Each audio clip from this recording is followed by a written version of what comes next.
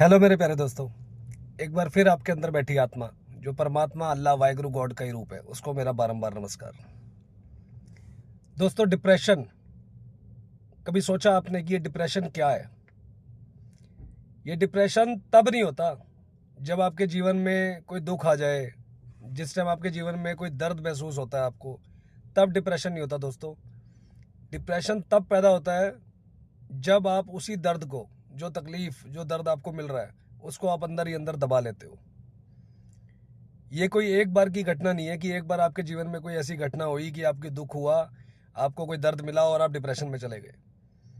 वो डिप्रेशन का main reason ये होता है कि जब आपको वो दर्द मिलता है तो आप तो ना तो रो के आप हल्के हो जाते हो, रोते नहीं हो आप अपने अंदर अपने आप को हल्का नहीं करते, ना अपना दुख, अपना दर्द ना आप किसी के साथ शेयर करते हो, किसी अपने के साथ। और सबसे बड़ा डिप्रेशन का रीज़न ये है कि जो भी दुख, जो भी दर्द, जो भी परेशानी हमारे जीवन में आई है, हम उसको स्वीकार नहीं करते, क्योंकि हमारे अंदर जो भाव है वो मैं और मेरा कहा जाता है। तो उसे ये लगता है इंसान को कि यार मैं ही गलत हूँ, मेरे साथ ही गलत हो रहा है। तो वो मैं और मेरा का जो भाव है जीवन में, वो आपको किसी भी दुख दर्द को सहन ही नहीं करने देता, स्वीकार ही नहीं करने देता। तो जब आप उसको आप स्वीकार भी नहीं करते, आप रो के हल्के भी नहीं होते, और आप किसी के उससे के उस मतलब उस परेशानी के ऊपर किसी से बात भी नहीं करते, तो जब तक आपका मन हल्का नहीं होता, क्योंकि दोस्तों थकान शरीर की कभी नहीं होती।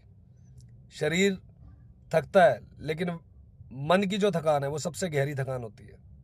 तो जब इंसान का मन थक जाता है, वो अपने भाव किसी से शेयर नहीं कर पाता, रो के हल्का नहीं कर पाता, और जिस परिस्थिति में वो है उस परिस्थिति को स्वीकार नहीं कर पाता, तभी वहीं से जन्म होता है सर डिप्रेशन का। तो इसका सबसे बड़ा एक रामबाण इलाज है उस डिप्रेशन को अपने जीवन से हटाने का, मिटाने का, कि जो स्थिति परमात्मा ने, अल्लाह वाहिगुरु गॉड ने आपको दे दी ना आपके जीवन में, उसको आप स्वीकार करो और आगे बढ़ो। और जब आप स्वीकार करना सीख जाओगे, आगे बढ़ना सीख जाओगे, तो कोई भी दुख सर्वदा आपकी ज़िंदगी में रहने वाला नहीं है, क्योंकि आप खुद भी परमानेंट नहीं हो यहाँ पे। तो कोई दुख, कोई तकलीफ, कोई दर्द कैसे परमानेंट रह सकता है? याद करो उस दुख से आने से पहले या जो आपका टाइम था, जो सुखी टाइम था, जिसमें आपके हिसाब से सारी चीज़ें हो रही थी। तो जीवन में कभी कभी कोई चीज़ हमारे हिसाब से नहीं होती तो हमें दर्द होता है, हमें परेशानी होती है, और उस परेशानी को दोस्तों लोगों के साथ शेयर करना चाहिए, बात करनी चाहिए, और अगर चाहो तो रो के उसको हल्का ज़रूर कर दो, और नहीं तो प्लीज़ उसको स्वीकार करना सीखो। जो वक्त जैसा दिया परमात्मा ने दिया, उसी का दिया हुआ है, उसी का ये शरीर है, और उसी शरीर को भोगना है।